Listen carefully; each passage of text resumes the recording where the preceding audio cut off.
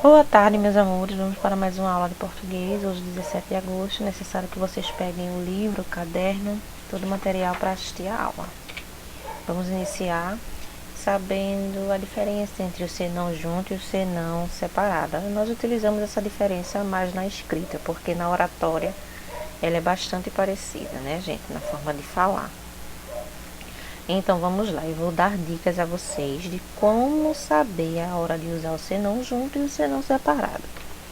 O senão junto, meus amores, é o seguinte: é quando vocês puderem trocar por a não ser, tá? Por exemplo, é melhor estudar ou a não ser que você não queira passar no concurso. Este é um dos exemplos, certo?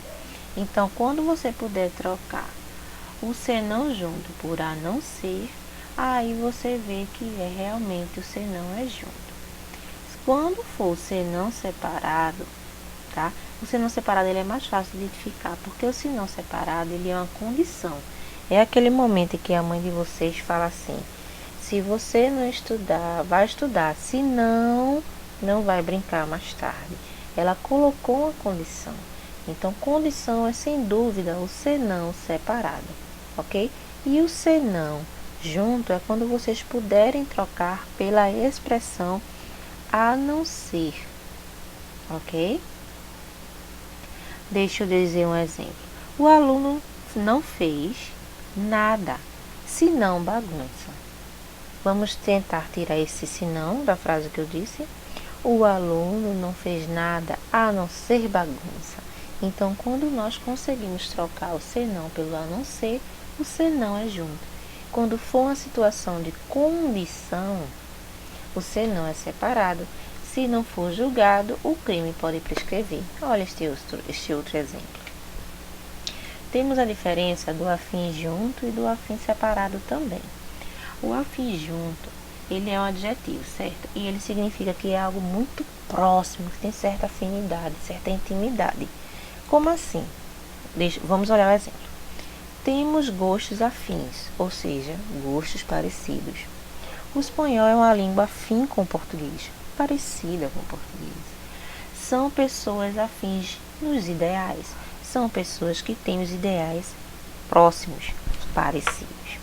Agora vamos ver a diferença para o afim separado e ainda acompanhado pela preposição de. Então, quando é que eu devo usar? Meus amores, é quando ele é para um objetivo. Vou mostrar aqui no exemplo. Voltou para casa mais cedo a fim de estudar. O objetivo dessa pessoa era estudar, então por isso que ela voltou para casa mais cedo. Notaram? Aqui, refez o texto a fim de evitar polêmicas. Ele não refez o texto porque quis, ele tinha um objetivo: evitar os problemas, evitar as polêmicas. Então, por isso que ele fez o texto. Tá vendo que tem um objetivo, tem um motivo? Então, quando tem um objetivo, tem um motivo, o afim é separado. Quando é para indicar algo parecido, o afim é junto. Com isso, nós vamos para a atividade da página 173, certo? Vamos lá. Completa as lacunas com uma das expressões sugeridas entre parênteses. Temos aí, né, em cada alternativa A, B, da A até a G, uma situação ou outra do senão junto, senão separado, do afim junto ou afim separado. E o que é que vocês vão fazer? Vocês vão ler a frase e vão analisar para escolher corretamente qual é a mais indicada. Qualquer dúvida pode me perguntar no privado. Vamos ver um pouquinho sobre o que é coerência, gente. Coerência nada mais é que tudo ter sentido, ter uma lógica, entende? É quando falamos, né? Nós precisamos ser claro para quem vai ouvir. A pessoa precisa nos entender. Quando escrevemos, a situação também não é diferente. Nosso texto deve ter sentido para quem vai ler. Se um texto faz sentido, dizemos que ele é coerente. E se ele não faz, ele é incoerente.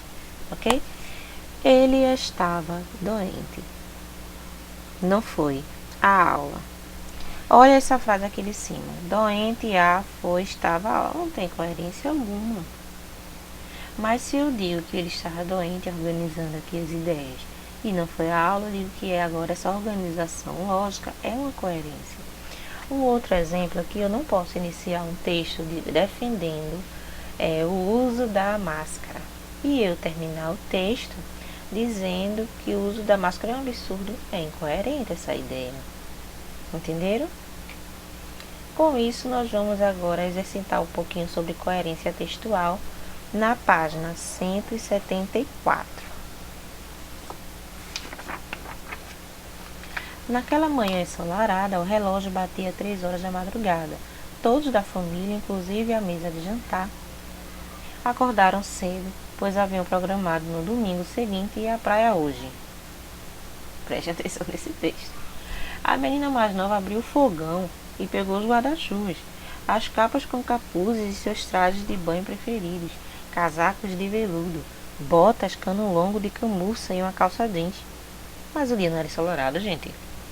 As meninas mais velhas correram até o quarto e tiraram do guarda-roupa os alimentos que levariam para o tão esperado passeio. Tiraram sanduíche com queijo, hambúrguer, biscoitos, geleia, suco de laranja e refrigerantes geladíssimos. Depois dos preparativos, os pais e as meninas entraram, alegres, no ônibus estacionado diante da casa e rumaram para o interior da garagem. Certamente o dia prometia aventuras. Gente, que texto é esse? Primeiro, no texto há duas palavras formadas pelo processo de composição por justaposição, que é aquele processo que nós estudamos que só fazem juntar as palavras, né? Então eu vou dizer a vocês, porque já foi dado no mês retrasado. As duas palavras são guarda-chuvas e guarda-roupa. Segunda questão. O uso dessas palavras é coerente no texto da narrativa? Gente, guarda-chuvas e guarda-roupas compete com o sentido desse texto. Esse texto ele inicia falando de uma manhã ensolarada. Terceiro, a palavra geleia está grafada de acordo com a nova ortografia, ou seja, ela aqui está com acento. É assim mesmo que ela tem que estar? Não, não é. Ela encerra com ditongo aberto, né? E quando uma palavra encerra com ditongo aberto, ela não tem mais o acento. 4, desculpe. Porque o adjetivo geladíssimos se encontra no plural. Geladíssimos, meus amores, se refere a... é um adjetivo e ele se refere ao substantivo refrigerante, né? Então, refrigerantes estavam no plural. Então, o adjetivo também tem que ficar no plural. Quinta questão. Temos aqui, para vocês relacionarem de acordo com o que está lá no texto, tá? Aqui tem um, aí o que tiver a ver um, dois, que tiver a ver dois. É bem simples essa questão. Tá ilegível aqui, está, mas quando vocês forem ler é bem tranquilo, tá bom? Aqui nessa primeira questão, nós temos 3 frases. E vocês vão me dizer, gente, se tem alguma com incoerência. Coerência é quando tem lógica. Incoerência é quando não tem lógica. Vocês vão me dizer se é a 1 apenas que está incoerente, se é a 1 e a 2 que está incoerente, se é a 1 e a 3 nesse caso, ou se é a 1 e a 2, ou se é a 2 e a 3, ou se todas as 3 estão incoerentes. 2. De acordo com sua resposta à questão anterior, desfaça a incoerência, ou seja, vocês vão pegar essas 3 orações aqui, vão colocar em cada uma, tirando as incoerências, certo? Colocando agora na página 176, temos aí um cartaz com o nome em destaque chamado que é desmatamento. Ok. Embaixo temos o subtítulo dizendo o seguinte: o único caminho para salvar a natureza. Em relação ao cartaz, é possível notar ambiguidade. Isto é, sugere mais de uma possibilidade de interpretação. Isso é verdade, gente? Vocês vão marcar a alternativa que fala corretamente sobre este cartaz. Lembrando que um cartaz ele deve ser lido por completo, tá? Ele não deve ser lido apenas a parte maior que chama atenção, não. Veja o nome, desmatamento. Vocês sabem o que é desmatamento. E olha o que o subtítulo está dizendo. O único caminho para salvar a natureza.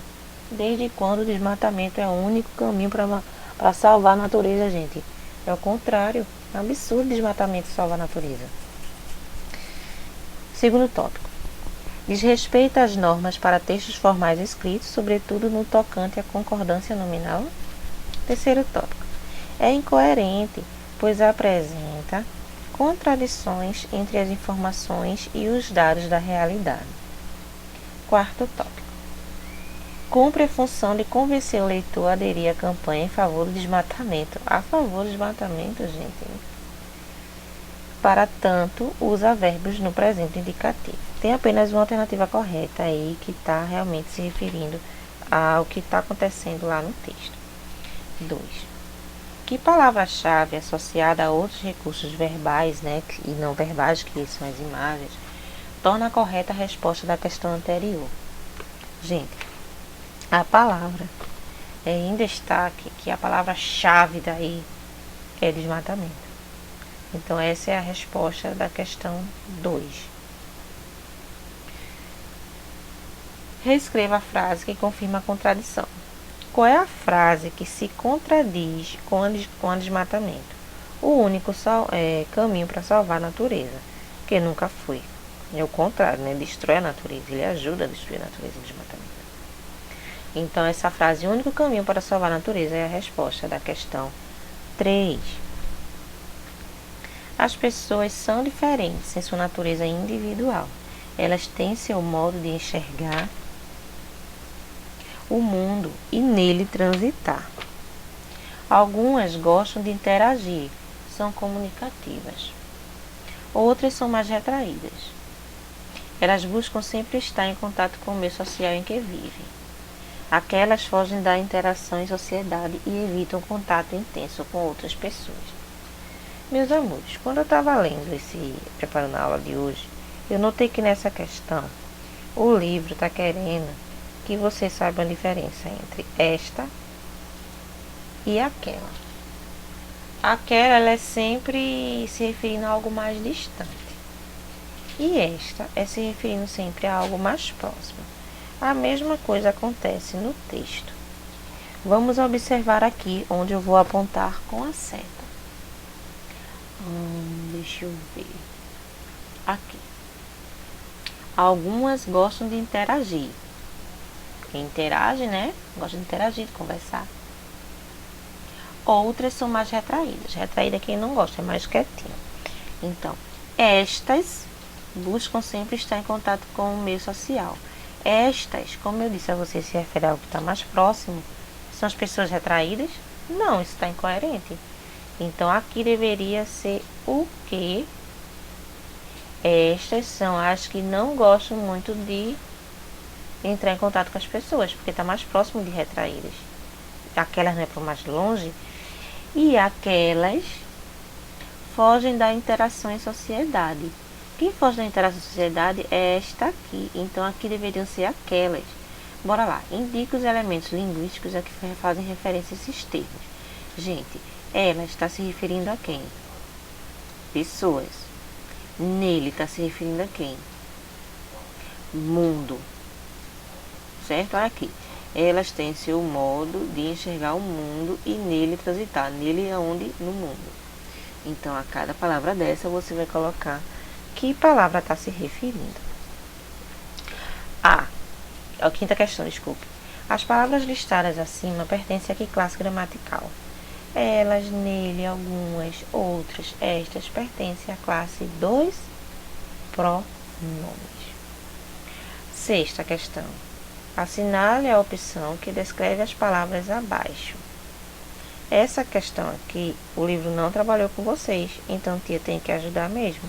Vocês vão marcar aqui, ó, aquelas. Tá bom? Sétima questão.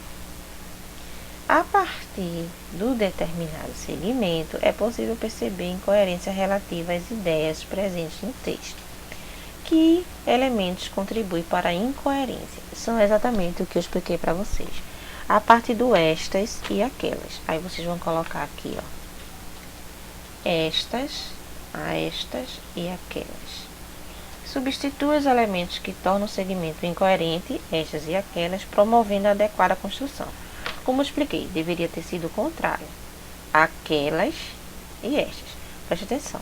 No sétimo quesito, vocês vão colocar estas e aquelas, e aqui aquelas e estas. Pensei que tinha mais uma página, mas não. Encerramos por hoje. Estou disponível para tirar dúvidas. Tá bom, meus amores? Beijo.